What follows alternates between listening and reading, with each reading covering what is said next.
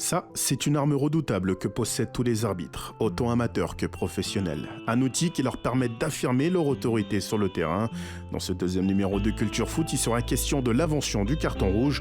Alors prenez place et voyons ensemble comment un simple bout de carton a pu s'introduire dans le sport le plus populaire au monde. Benzema dit qu'il s'est protégé. Oh non, ça c'est... Oh là là. Ah ouais, c'est pas bien ça. Oh mais non, mais c'est mal. Il va être exclu, Neymar. C'est pas touché. Non, c'est pas touché.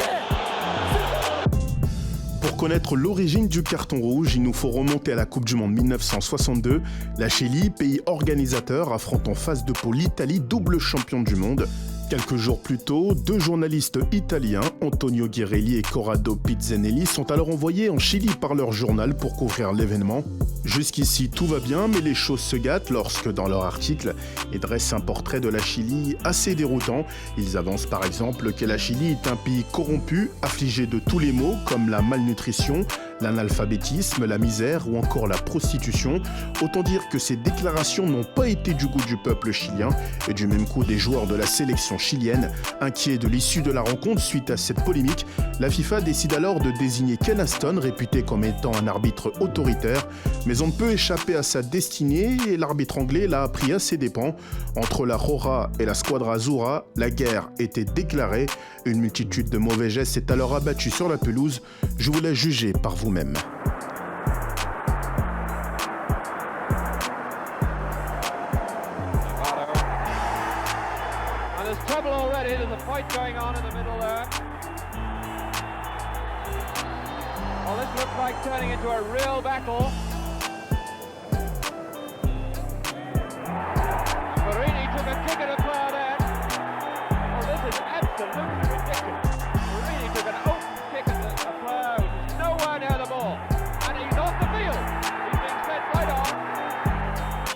Ce match a tourné au règlement de compte. L'arbitre était complètement dépassé par les événements.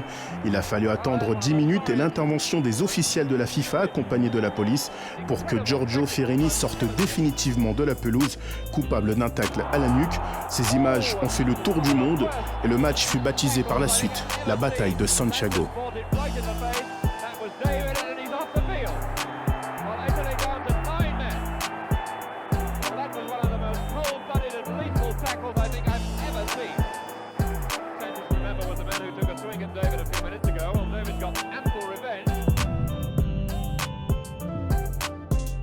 Coupe du Monde 1966, et cette fois-ci ça se passe du côté de l'Angleterre.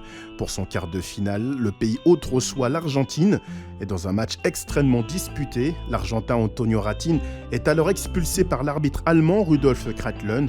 Mais ce dernier ne sachant pas parler un mot d'espagnol, le joueur argentin décide de rester sur la pelouse.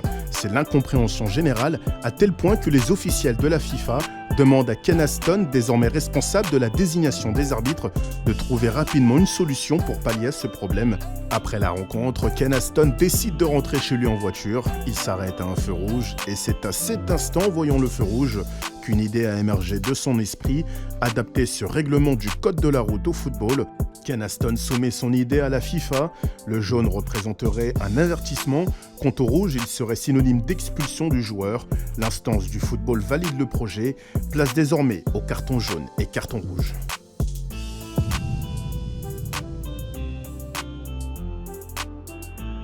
Le projet s'imposa très rapidement sur les terrains. Le 31 mai 1970, lors de la rencontre d'ouverture Mexique-URSS, le soviétique Lovtchev reçoit de la part de l'arbitre allemand Kurt Tschentscher le premier carton jaune de l'histoire du football. Le premier carton rouge a quant à lui été distribué 4 ans plus tard, le 14 juin 1974. L'arbitre turc Babacan brandit alors un carton rouge envers le Chilien Carlos Caselli. Et comment ne pas vous parler de José Batista, le 13 juin 1986, lors de la rencontre Uruguay-Écosse. Au bout de 53 secondes de jeu, Joël Quignou, arbitre français, distribuera tout simplement le carton rouge le plus rapide de l'histoire de la Coupe du Monde. C'est la fin de ce deuxième numéro de Culture Foot. J'espère qu'il vous aura plu. Le prochain numéro sortira début janvier. Mais d'ici là, n'hésitez pas à partager et à liker la vidéo.